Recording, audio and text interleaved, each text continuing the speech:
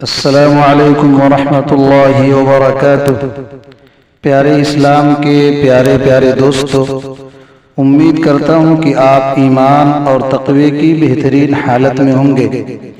آج ہم آپ کو ایک منفرد اور بہت خوبصورت واقعہ سنانے اور بتانے جا رہے ہیں۔ حضرت موسیٰ علیہ السلام اور ایک بے اولاد عورت کا قصہ۔ ویڈیو شروع کرنے سے قبل نئے آنے والے تمام دوستوں سے ریکویسٹ ہے کہ ہمارے چینل کو سبسکرائب کر لیں اور درود پاک سے شروع ہونے والی محفل کا حصہ بننے کے لیے کمنٹ میں اپنا نام لکھیں۔ حضرت موسیٰ علیہ السلام اللہ تعالیٰ کے بہت ہی بہادر اور برگزیدہ بندے ہیں۔ آپ کو کلیم اللہ کا لقب دیا گیا۔ اس لقب کی وجہ یہ تھی کہ آپ علیہ السلام اللہ تعالیٰ سے باتیں کیا کرتے تھے، اور باتیں کرنے کے لیے ایک مخصوص جگہ کا انتخاب کیا گیا جسے کوہ طور کے نام سے جانا جاتا ہے۔ اللہ تعالیٰ سے بات کرنے کا یہ شرف آپ کے علاوہ کسی اور کے پاس نہیں تھا۔ حضرت موسیٰ علیہ السلام معمول کے مطابق اللہ تبارک و تعالی سے ملاقات کے لیے کوہ طور کی طرف روانہ تھے کہ راستے میں آپ علیہ السلام کو ایک عورت نظر آئی جو کہ زار و قطار رو رہی تھی۔ آپ علیہ السلام کا دل پہلے ہی سے نرم تھا۔ اس عورت کو دیکھ کر آپ خود بھی غمگین ہو گئے۔ حضرت موسیٰ علیہ السلام سے رہا نہ گیا تو اس عورت سے اس کی پریشانی کا سبب پوچھا۔ اس عورت نے بتایا کہ وہ بے اولاد ہے اور لوگ اسے باج ہونے کا طعنہ دیتے ہیں۔ اس عورت نے حضرت موسیٰ علیہ السلام سے گزارش کی کہ وہ اللہ تبارک و تعالی سے میرے لیے دریافت کریں کہ اس کو کبھی اولاد ہوگی یا نہیں۔ وہ عورت جانتی تھی کہ حضرت موسیٰ علیہ السلام اللہ تعالی سے ہم کلام ہوتے ہیں۔ حضرت موسیٰ علیہ السلام نے اس عورت کو یقین دلایا کہ وہ اللہ تعالی سے اس معاملے کا ذکر ضرور کریں گے، اور اس کے بعد آپ علیہ السلام پھر سے کوہ طور کی طرف چل دیے۔ اللہ تعالی سے ملاقات کے دوران ہی حضرت موسیٰ علیہ السلام نے عورت کا ماجرا بیان کیا تو اللہ تعالی نے حضرت موسیٰ علیہ السلام کو بتایا کہ اس عورت کی قسمت میں یہی لکھا ہے کہ اسے کبھی اولاد نہیں ہوگی، اور اس عورت کو چاہیے کہ اس پر جو آزمائش آئی ہے اس پر صبر کرے۔ آپ علیہ السلام یہ سن کر خود بھی غمگین ہو گئے۔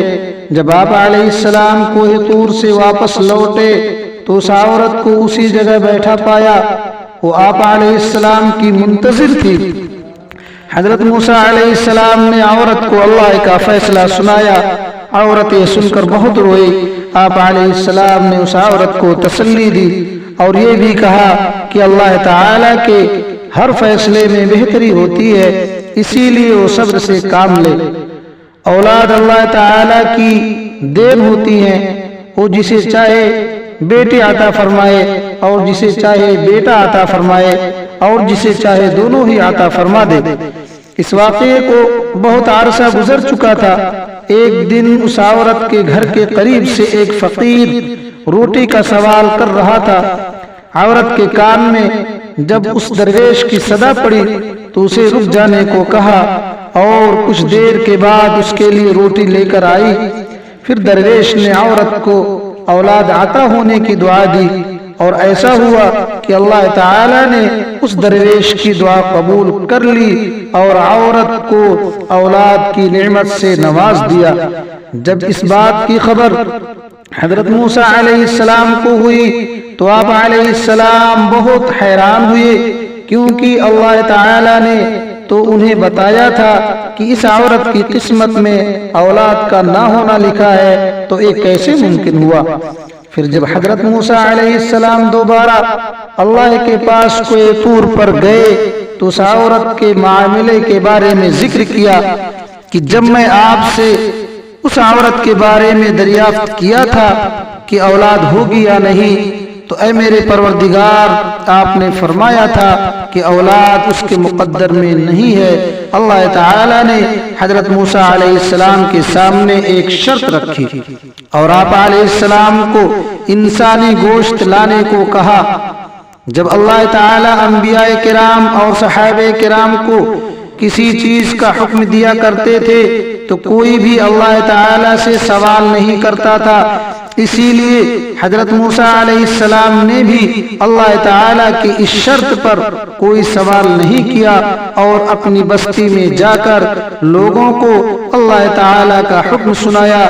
بستی کے لوگوں کو اللہ تعالی کا حکم بہت عجیب لگا اور سب کے دلوں میں خوف بیٹھ گیا کہ کہیں یہاں خون ریزی نہ ہونے لگے، کہیں یہاں خون ریزی نہ ہونے لگے، کہیں خون خرابہ نہ ہونے لگے۔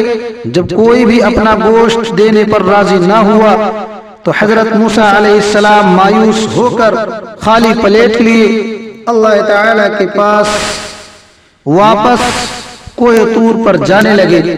حضرت موسیٰ علیہ السلام کوہ طور کی طرف روانہ ہی تھے کہ راستے میں ان کو ایک درویش بیٹھا نظر آیا۔ اس درویش کی آنکھیں بند تھیں اور چہرہ آسمان کی طرف اٹھا ہوا تھا۔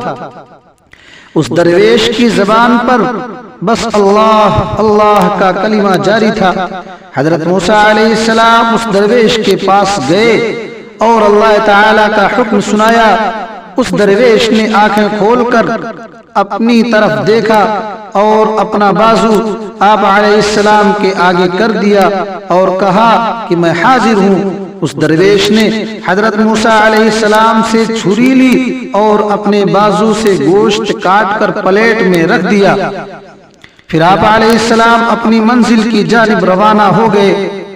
آپ علیہ السلام ابھی کچھ ہی دور گئے تھے کہ اس درویش نے آپ علیہ السلام کو پکارا اور کہا کہ ہو سکتا ہے اللہ تعالی نے گردن کا گوشت مانگا ہو، اور اس نے اپنی گردن سے گوشت کاٹ کر آپ کی پلیٹ میں رکھ دیا۔ حضرت موسیٰ علیہ السلام نے پھر سے کوہ طور کی طرف قدم بڑھا دیے۔ اس درویش نے آپ علیہ السلام کو پھر سے روکا اور کہا کہ ہو سکتا ہے کہ اللہ تعالی نے سینے کا گوشت کہا ہو، اور اس نے اپنے سینے کا بھی گوشت کاٹ کر پلیٹ میں رکھ دیا۔